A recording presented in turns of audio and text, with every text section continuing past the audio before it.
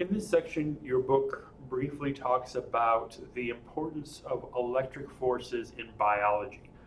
And indeed, it's actually electric forces in chemistry. There's an old adage that I like. The number of protons in an atom give it its identity. The number of electrons give it its personality. So atoms, of course, are made up of positive and negative charges, and molecules are made up of atoms. So molecules can have electric charge. Not all of the positive and negative charges in a molecule cancel one another out. They can have slight positive and negative tendencies, and these tendencies are what is behind basic chemistry, how electrons interact with one another from different elements.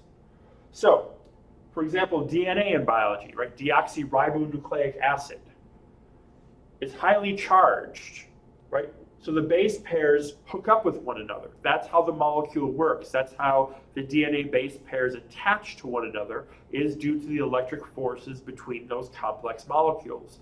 And likewise, those electric forces are also responsible for when the DNA unzips during replication, and RNA supplies additional base pairs to replicate that chromosome. Additionally, hemoglobin, which is in our blood, or in some animals, hemocyanin, which is, hemoglobin is iron-based, right? Iron in our blood helps transport oxygen throughout our cells. Hemocyanin is copper-based, not quite as efficient.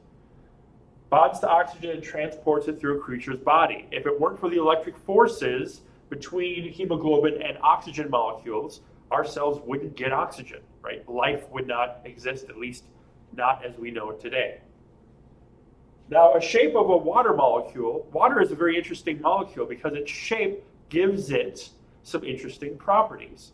So a water molecule, H2O, two hydrogen atoms bonded to an oxygen atom, but it isn't bonded straight across like, for example, carbon dioxide is. Water molecules have sort of a Mickey Mouse shape, right? Where you have the larger oxygen as the face and then the ears above, creating this nonlinear molecule. Now, on the side, assuming there's a line of symmetry here, cut down the middle, on the side where the hydrogen atoms group, that side is slightly positively charged, and opposite then is slightly negatively charged. So the net charge of this molecule is 0, but it acts like a dipole. It acts like a dipole, so we call it a polar or polarized molecule. Unlike, again, for example, carbon dioxide, where the oxygen and the carbon form a plane, this is a nonpolar molecule. It does not have that slightly positive or slightly negative side to it like water does. So water, because it's slightly positive or slightly negative, is wonderful at dissolving and transporting ions, right? Dissolving salt into water breaks it up into the sodium and chlorine ions and so on. So you have polar molecules and you have nonpolar molecules.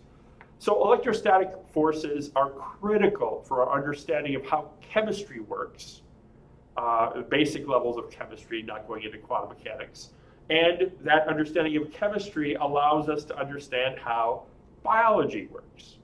So to understand how molecules work, how DNA works, you need a good underpinning of chemistry, and for that understanding, you need a good underpinning of physics.